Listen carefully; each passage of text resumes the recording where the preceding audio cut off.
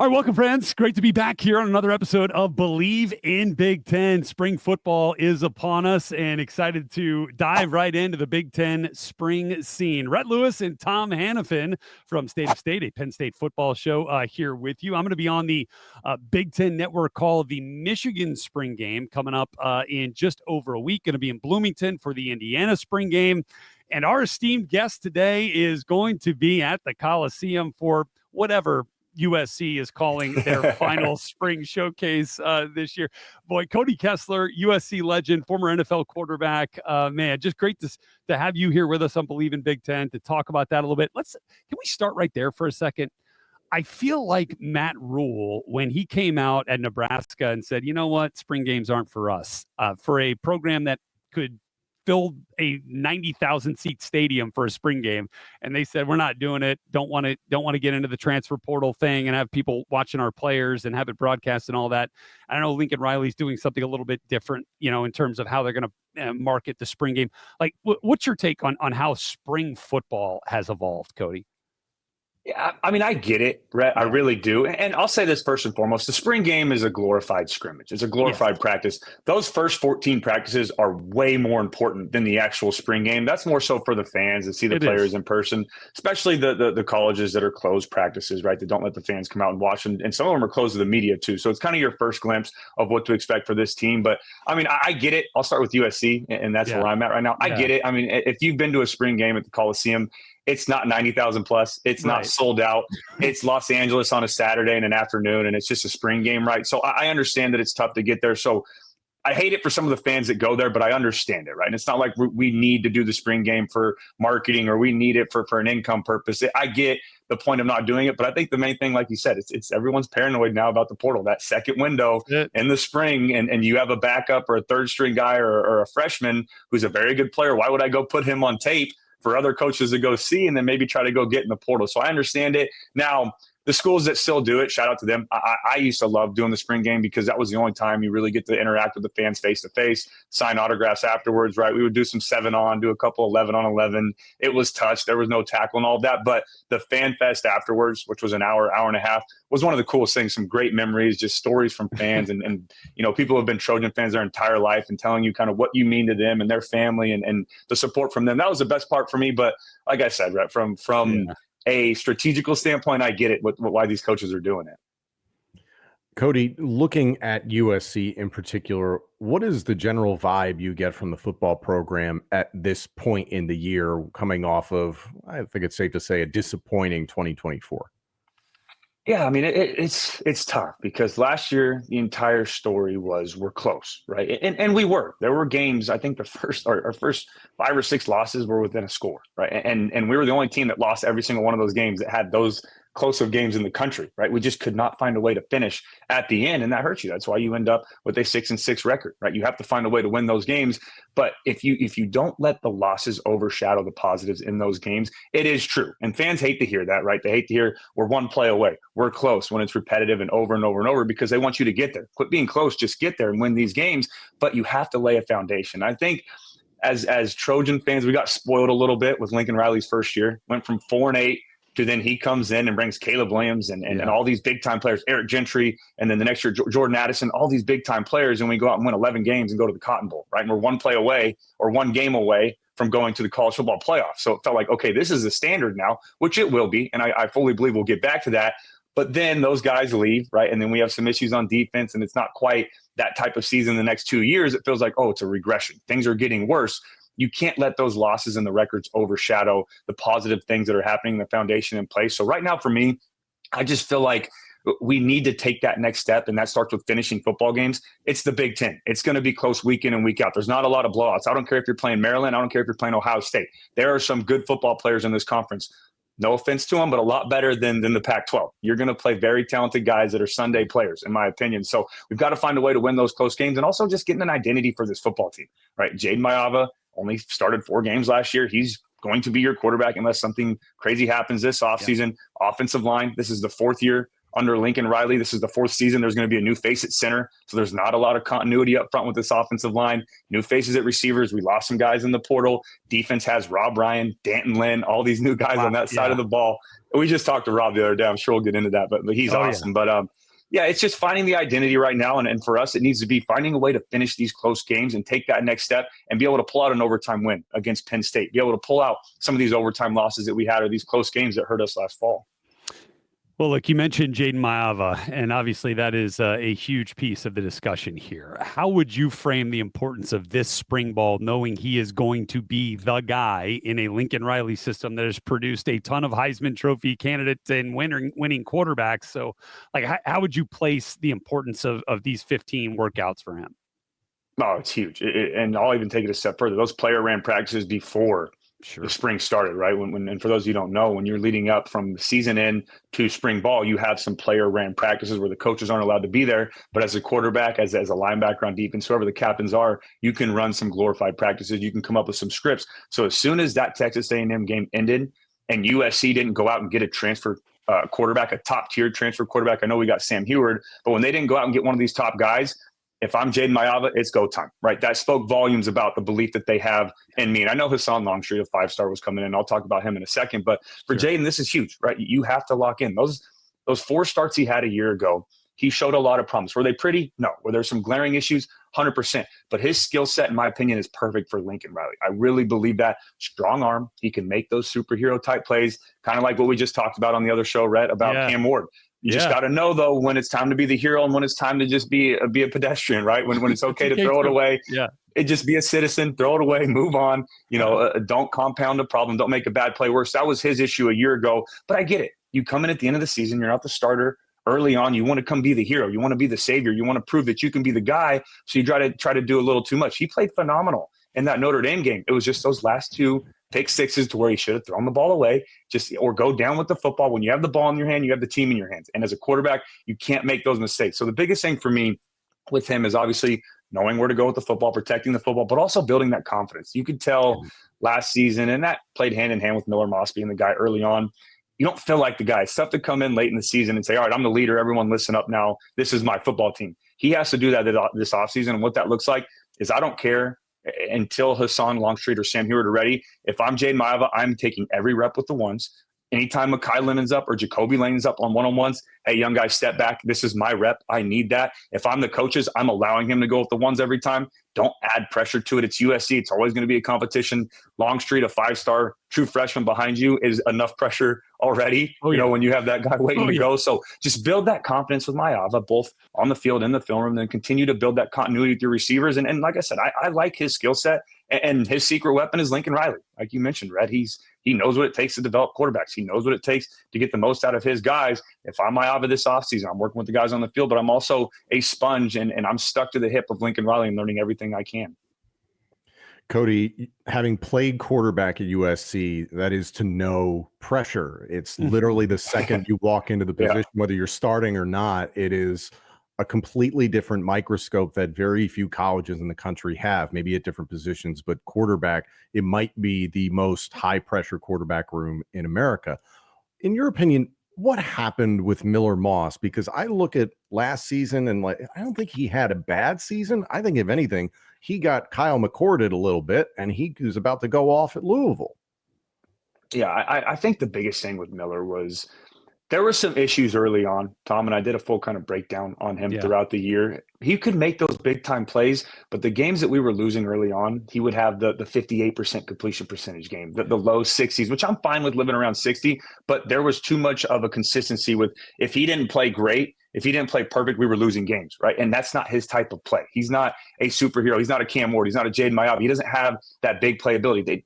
We very rarely push the ball down the field. I don't think we had a pass completion through the air of more than 35 yards when Miller Moss was in there. And that can't happen because you're too one-dimensional as a football team when you don't have a deep threat. And we had deep threat guys on the outside, Zachariah Branch, Deuce Robinson, Jacoby Lane, right? Kyron Hudson, guys that are very good football players. Mekhi Lemon, who was dangerous in the slot. We just weren't getting the ball down the field. So that was a problem. And then the other thing for me, and the last couple of starts that he had, USC, I think, was 1-4 or 2-4, and he had 7 interceptions during that stretch. You can't do that. right? Especially if you're a guy like Miller, who's not going to go out there and throw maybe 5 touchdowns and 3 interceptions. Right. You're not going to have that boom or bust type play. You got to protect the ball. Your defense struggled a little bit last year. They got better, but they're not quite there. The foundation with Danton Lynn is great. But when you're in that situation, you have a great defense, you have guys around you, you can't compound problems. You just have to protect the football, get the ball to your playmakers, and continue to push the ball down the field. And that just wasn't there. The turnovers became an issue, and we just became too one-dimensional, in my opinion, with Miller Moss at quarterback. Cody Kessler with us, former USC quarterback, and now big piece of the USC media network, has been out at USC spring practice and given us some insights there. I think you mentioned a lot of receivers who are no longer on the Trojans roster, and Deuce Robinson and Zachariah Branch and Kyron Hudson, but you did, Mekhi Lemon and Page are back. So when you look at this new group taking shape, what have kind of been your impression so far this spring?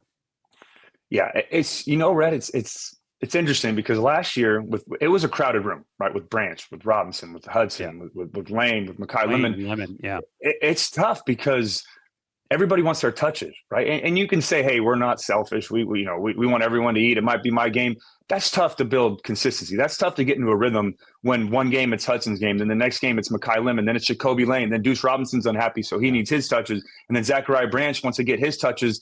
It's tough when you're trying to feed everybody. And there were too many games where, you can say, we don't know who to cover. The defense can't cover one guy. But when there's 5 or 6 guys in a room and 12 to 13 different guys touch a ball in a game, that's tough. I don't think that's a recipe for success. Now we go to the Texas A&M game. Those guys leave, right? Then you have Jacoby Lane and Jacoby Lane and Mekhi Lemon, like you see in the NFL with a 1A, 1B, with a Justin Jefferson, a Jordan Addison. When you have a Tyreek Hill, a Jalen Waddle, when you have that 1-2 punch, it's a lot easier, in my opinion, as a quarterback to get those guys involved and get them in a rhythm. And that's what we saw in the bowl game. That's why I'm excited this year. And I'll start with Jacoby Lane. That kid is a stud. I mean, I know you guys have seen the clips of the one-handers, and those are the ones they just happen to catch on film. He does that consistently, day in and day out. And he's not the type of guy that's not going to go up and two-handed if he can. He just makes those acrobatic catches one after another, and it's just so impressive. And his catch radius is off the charts. He's listed around 6'4". I think he's a little bigger than that. He's closer to 6'5", around that 220 frame. He is a very good football player. And then Mekhi Lemon, for me, is a stud. He's a great football player. I went out on a limb last week, and I made a comparison for him at USC. He's not quite there yet, so don't come for me in the comments. But he reminds me a lot of Amon-Ra St. Brown when he was at USC. Similar body type, very similar skill set. They are guys in the middle of the field that'll play that slot position that aren't afraid to go across the middle, catch a high ball, take a rib shot. They get excited. They play well, very smooth route runners. They understand how to beat a defender with inside leverage, outside leverage. So I think that's going to be his ceiling, is Amon-Ra St. Brown. So I'm excited for these two guys. But the question is, who's the third guy? With those other guys gone, you got Jay Fair. Jay Fair's coming back, who transferred a couple years ago. Xavier Jordan as a freshman. I'm going to put him on record. Keep an eye out for that guy. He's a stud. And then we just got Prince Strawn from Boise State. And the argument for him was, all right, well, we're excited about this guy, 6'5", 215, but he only had 300 yards and 30 catches. Well, do you understand who his running back was at Boise State? They weren't throwing the ball They weren't throwing the field. A ton. Yeah. They were giving it to Ashton Jeanty. So it's a interesting room, a lot of new faces. But, Mekhi Lemon and Jacoby Lane are going to be guys, in my opinion, that can be 2 top receivers in the country this year. Yeah, and by the way, I was thinking Jacoby Lane. I said Page. I was thinking also Elijah Page, who's another guy who needs to take a step forward at left tackle for sure. Yeah. Now, the running back spot is interesting. Woody Marks is one of my favorite draft running backs this year. I've said, Tom knows, I've said it a bunch. Incredible out of the backfield, catching the football, tough as nails too. But, you've got a lot of running back production, again, that left either through transfer portal or the draft. And, we know Lincoln Riley's going to run that counter one way or another. So who's going to run it, and how's that going to look this year? Yeah, Woody Marks, I'm glad you said that. He was my MVP last year for USC, offense or defense. He was unbelievable. I mean, if we don't have him, I know 6 games, and the younger guys could have said that. If we don't have him, I don't think we win 4 games. I'm not even joking. Yeah. He was that valuable to this team with the question marks at quarterback, the offensive line struggling. But I'll start with the guys that are there. The first guy is Brian Jackson, who was a younger guy last year, didn't get a lot of touches. He's our leading returner for this offense, and he only had 36 touches last year, Rhett. So that's a little concerning, and we lost some of the guys that left. Obviously, Woody Marks is gone. Quentin Joyner, he left, and he was a very talented running back. But I really like Brian Jackson. Where's that 2-1?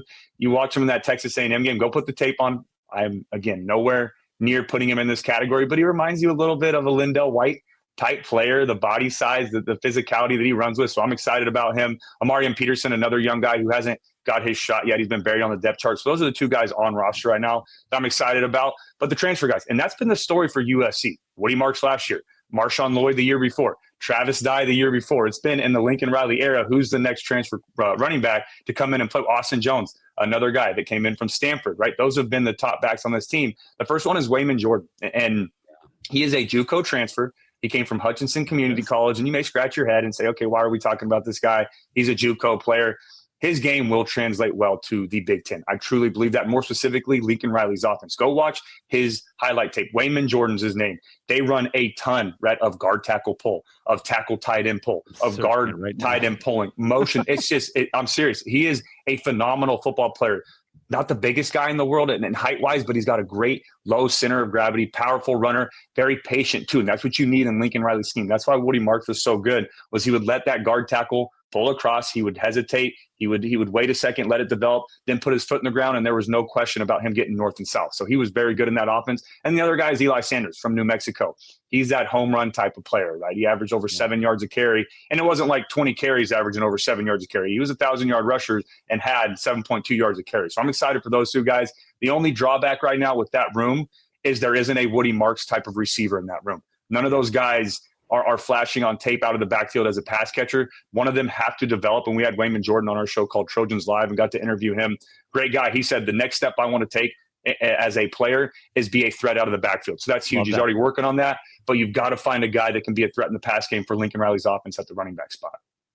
It's safe to say Lincoln Riley's under a fair amount of scrutiny going into his fourth year at USC, 11-3, 8-5, 7-6. So people want to see a turnaround, but at least last year, a bright spot, there was a turnaround on defense. And you go from the Alex Grinch era where nobody could be stopped, points were being given up left and right, to D'Anton Lynn. I'm biased hosting a Penn State football show. We think the world of D'Anton Lynn, as far as I know. Penn State football nearly convinced him to come back. I was scared. I was sweating for a while, Tom. I'm not joking. I heard the storylines. Yeah. I'll say this. I'm very thankful that we kept him at USC because I thought it was a done deal. I thought he was gone. There were a lot of reports of different names being thrown out there of him coming to Penn State. Hell, I mean, landing Jim Knowles, no one's complaining, but still getting D'Anton Lynn would have just felt right. What have you seen from D'Anton Lynn? Why did this defense take a step last year, despite dealing with a lot of injuries? Yeah, the first thing is he's a nightmare to play as a quarterback. He's in that Mike McDonald, that Wink Martindale, that type of coaching tree. Bill Belichick has a little bit of experience like that. It kind of came from that to where you get up there on third down and you tell me, watch the film, who you're going to identify as your protection to. There's 8 guys walked up. You think it's all out cover zero, and then they drop into a 2 invert, which means the linebacker's playing the corner spot, the corner's playing safety, the backside's playing cloud, and then you got a Sam linebacker playing the Mike Tampa 2 dropper. It is just a nightmare, and I'm getting going. I wish I had a film. I love that whiteboard in front of me. But I know. It's just drawing that wall behind you, Cody. I know, no kidding. I joked earlier. I told the guys that we're currently moving in, so that's why there's a blank wall behind me. I'll get some pictures in a jersey hung up later. But yeah, he's a part of that family, right? And he's a young coach, Tom. That was the biggest thing is he goes from Houston to Baltimore to, okay, what's he going to do next? And then boom, defensive coordinator job. And he only had 2 position jobs before that, goes to UCLA and has one of the top defenses in the country. And we said on the podcast throughout the year, talking about after Alex Grinch was fired, I said, let's go get that guy on the wrong side of town right now over with the Bruins. UCLA, Let's bring him the Cardinal and Gold. Yeah, let's bring him over to the Cardinal and Gold. And we went and made it happen, which was awesome. But yeah, just the versatility he has too. We saw Eric Gentry, who everyone calls him a unicorn, one of the linebackers for USC. Yeah. He is that 6'6". They say 205, they say 225. I don't know. They say he puts on muscle mass every offseason. I don't exactly know, but we'll go with the 225. But he can play off the ball. He can play on the ball. He can play in that middle linebacker position. And Rhett, as a quarterback, those cover 2 trying to fit in the middle of the field, the whole shots. When you have a 6'6" frame linebacker, it takes out the most important part in cover 2 is the middle of the field because he can play that so well. And then you plug him into D'Anton Lynn's defense with the versatility he has. It's just unbelievable. Yeah, the biggest thing, though, for me is the confusion. It's so tough. Even on first and second down, you'll see a random Kamari Ramsey strong safety blitz on P and 10, on possession and 10, the first play of the drive, which you're not ready for. Then you'll see an all-out cover 0 on 2nd and 5, which is what? You're not expecting that. Yeah, he does it. Where are these tendencies? Yeah. It's just awesome. But you go back, watch Wink Martindale at Michigan or his career before he got to Michigan. Go watch Mike McDonald with the Seahawks, that coaching tree. And it's so much fun to watch, but it's also a nightmare to go against as a quarterback. But I'm just glad that he's on our side. And the thing too is that was year one in the system, right? I know he had Kamari Ramsey, John Humphrey, a corner who came from UCLA, some guys that have played with him before, but now all these veterans and these guys are going to have a year of experience with them. I see them taking a huge step this year under D'Anton Lynn. Yeah, and then, you mentioned Kamari Ramsey. I think he's in the running to be a Thorpe Award winner this year. I think he's that dang good in the country, as one of the best defensive backs. I mean, he was probably the MVP of the defense last year. I don't even know if probably is the word to use. Then you bring 100%. In a character like Rob Ryan to be on the coaching staff. So you've got your stalwart in Ramsey back. You got some other guys returning. You mentioned Gentry, Lucas. What do you think like this defense looks like now with Rob Ryan coming in here and with some veteran presence, like trying to take a step in year two? Yeah, I'll start with that, with the linebackers. Rob Ryan was desperately needed because that is my biggest concern on this football team right now. There's Eric Gentry, stud. In my opinion, was going to be an All-American before he got hurt against Michigan last year. After that, it's Desmond Stevens, who is a talented young player, 6'3", 235, prototypical Big Ten type linebacker. Played a lot last year as a freshman in some packages, which is rare to do, right? You don't, and I mean, these were got to have it situations, fourth down against UCLA, overtime against Penn State. He's in there in the middle of this defense playing well. So he's going to develop well. After that, it's wide open. There's really not a lot of depth at that position. You have Anthony Beavers Jr., who played safety, but he's a hybrid type player. They moved him to linebacker. Elijah Newby was a linebacker, but now he's moved to defensive end, that stand-up outside spot. So there's not a lot of depth there. This next portal window in the spring, we are going to have to address the linebacker spot and add some depth there. But you get Rob Ryan, so he's going to have the guys ready to go. Rhett, I couldn't believe it. I thought, okay, we get Rob Ryan. He's got to be, if you would have told me a couple of years ago, Rob Ryan's coming to USC, defensive coordinator at minimum, maybe taking over as an assistant head coach or whatever, and be just a senior analyst, all of that. He's over here coaching a position. Awesome. He's coaching linebackers. It speaks volumes about him believing in Lincoln Riley, him believing in D'Anton Lynn. And they were together in Baltimore for a year. D'Anton Lynn was coaching safeties. He was coaching linebackers. And they had the number one defense in the NFL that year. So they have that continuity. And that was the big reason why he wanted to come here to USC. And then he also brought his son, Matt, over with him as well. And he's going to be on the staff. So that was big. But outside of that, Rhett, it's a question mark. I like the safety spot, Kamari Ramsey. I don't think anyone would have blamed him. He was in the D'Anton Lynn category. I was ready to shake his hand, give him a hug, and wish him luck in the NFL. See you later. Yeah. I thought he was going to – at very least, he would have been a day 2 pick. And I think he would have had a chance, regardless of where he was drafted, to be a day 1 starter. He's that talented. And I think his game's going to translate well to the NFL. And we'll talk about that next year on a draft preview. Yes. But I'm excited about him. Outside of him, you got Christian Pierce back there at safety, a younger guy, Taylor Mays, who's now at Washington. I would talk to Taylor a lot. He's very high on this guy. If Taylor Mays likes you, then I like you. I think he's going to be a stud. Bishop Fitzgerald transferred over from North Carolina State. Guy that likes to play down in the box, 7 tackles for losses at safety last year, so he's not afraid to blitz off the edge. That's what they do with D'Anton Lynn. But the defensive line for me is where we took a huge step forward, right? We went out and got Jamal Jarrett from Georgia. Younger guy, but 6'5", 350. I don't care how much experience you have. With that size, there is a lot of potential, right? You have a very high ceiling. He's a very good football player, very physical. Keyshawn Silver, we went and got from Kentucky, a high-end transfer portal guy, 4-star out of the portal. And it was great to see him come over here to USC. 2 guys that know what it takes to be physical up front in the SEC. And then outside of that, you got some of the returners, like you mentioned, Anthony Lucas, Braylon Shelby, hopefully will be healthy again this year. You've got Kobe Pepe, a veteran on this defensive line. And then the 3 young guys. You got 3 young guys in Devin Tompkins, Jade Abasiri, and then you've got Cameron Fountain. Those are 3 young guys last year that were freshmen that got thrown into the fire because of injury. And it was one of those situations where we're frustrated and they're struggling and they played earlier than they should have. And we're getting moved around up front. But now that experience that they had a year ago carrying over into this year. And it was like we talked about earlier, Rhett, with a quarterback playing too early can be a terrible situation. A defensive lineman playing early can help them because they can try some different moves. They can get used to what it takes to be physical in the Big Ten, and then that can carry over to next year. So that's going to be interesting. And then the corner spot, we got a couple guys to keep an eye on, but we lost a lot of guys there too. So that's true.